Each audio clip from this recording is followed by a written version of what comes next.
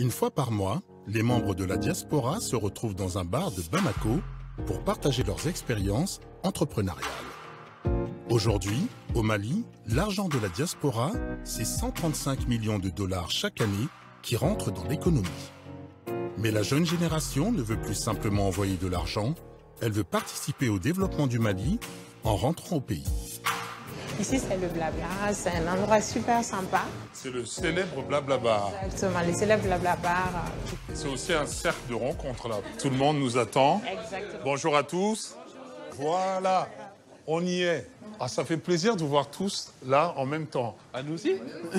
Alors finalement, Aïssata, ici, c'est ce fameux cercle des ambassadeurs, comme on l'a dit. Oui, franco-malien, les RIPAT. Et je te présente Djadje Soumaré.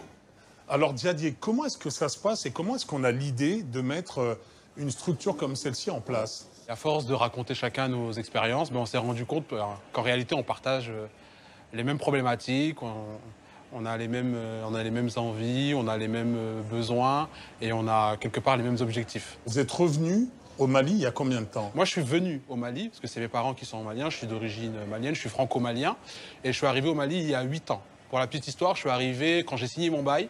Je crois que 2 semaines après, il y a eu le coup d'État au Mali. Donc ça ne m'a pas découragé parce que je suis encore là. Et je suis distributeur pour la marque Apple. Donc je vends des produits Apple sur tous les territoires maliens. Il y a une question que je me pose, c'est quelle est la réaction de votre entourage quand vous décidez de revenir pour exercer une activité au Mali? Je pense qu'il y a de la peur en fait, parce qu'ils savent qu'on est en France, on est quand même un contexte assez favorable au niveau de l'emploi. Voilà, les salaires, on est mieux rémunérés en France. Et c'est vrai que quand on ne connaît pas la réalité malienne ou africaine plus généralement, et de venir ici, c'est vrai que ça peut faire peur aux entourages, parce qu'ils connaissent la réalité d'ici. Je pense qu'ils ont tous cette appréhension, parce que déjà pour la plupart, nos parents ont quitté l'Afrique pour aller en France pour des perspectives d'avenir meilleures. Et le fait de se dire que leurs enfants naissent en France et décident de faire le chemin inverse, ça peut emmener en fait une petite peur, quoi. Ça peut effrayer. Ils peuvent se dire, nous, ce qu'on a voulu quitter, eux, ils retournent vers ça. Donc, Ils ne comprennent pas forcément notre choix. Et quand eux, ils sont partis, ils avaient l'impression qu'ici, il n'y avait pas forcément toutes ces opportunités-là. Et ils ne comprennent pas dans un premier temps comment est-ce que nous, on réussit à trouver toutes ces opportunités ici. Et puis avec le temps, ils commencent à se rendre compte et à être plutôt fiers de nous, je pense. Vous venez avec un savoir-faire que vous avez acquis à l'extérieur. Comment est-ce que vous le conjuguez au quotidien dans la méthode de travail ou dans ce que vous essayez d'élaborer? Je pense qu'au début, même au niveau du Mali, on nous voit un peu comme des ovnis. Les petits, comme ils disent, les petits blancs qui arrivent avec leur méthode de travail, avec leur rigueur. À 8h, c'est 8h, 17h, on descend à 17h. Mais je pense que très vite, ils comprennent qu'on est là pour apporter quelque chose de positif. On n'est pas là pour imposer notre manière de voir les choses ou bien ce qu'on a pu apprendre en France. Au contraire, on est là, nous aussi, comme elle a dit, pour s'adapter à la culture malienne et d'en faire quelque chose de positif. Et je pense qu'ils comprennent très rapidement. Au début, il y a des chocs culturels, mais après, ils comprennent très vite. Oui, exactement. Il y a vraiment des chocs culturels, en fait. Et à la fin, on devient multiculturel. Et c'est ça qui est intéressant, essayer de s'apporter les uns les autres. Et le Mali nous apprend beaucoup, chaque jour également. Donc on essaye aussi de se rassembler pour essayer de tirer vers le haut certaines situations. On est des multiculturels. Moi, j'aimerais bien rebondir, en fait.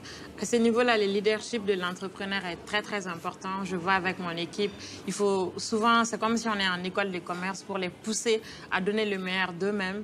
On a aussi souvent des lacunes de compétences. Les capitales humains en Afrique de l'Ouest, généralement en Afrique, c'est une grosse problématique et on n'hésite pas. Et je pense que tout le monde ici le font dans leur entreprise, à pousser leurs salariés à aller faire des formations et les coacher pour donner le meilleur d'eux-mêmes aussi pour la survie de l'entreprise et une bonne croissance de l'entreprise, en fait. Parlons des difficultés. Pour les nommer, ce seraient lesquelles, par exemple?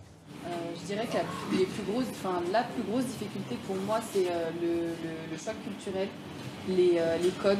Quand on est en France, on se sent très malien et on est très fier. On pense vraiment tout connaître et l'être à 100%, alors que quand on arrive ici, on se rend compte qu'on est très très français et qu'on est confronté à des situations qui nous dépassent parfois, mais qu'il faut tout simplement dédramatiser et puis essayer de comprendre pour pouvoir passer au-dessus. Et une fois qu'on les a comprises et qu'on comprend les codes, en fait, on réussit à pouvoir s'adapter. Et alors justement, c'était la question, vous rêvez de quoi? Le Mali, dans un premier temps, parce que c'est ici qu'on est, le Mali, dans un premier temps, réussir, rayonner à travers nos différentes actions. On espère également, avec le temps, pouvoir prouver à tous les Maliens de ne pas prendre des chemins dangereux pour rejoindre l'Occident. Et puis leur être une preuve que la réussite ici est possible. Qu'il ne faut pas risquer sa vie pour aller vers un Eldorado qu'ils pensent, alors que, comme le disait Noum, pour nous, l'Eldorado, il est ici. On rêve aussi d'une Made in Africa compétente et qui est au niveau international pour éviter les clichés. Une Afrique productrice qui vend et qui a aussi des compétences. C'est très, très important.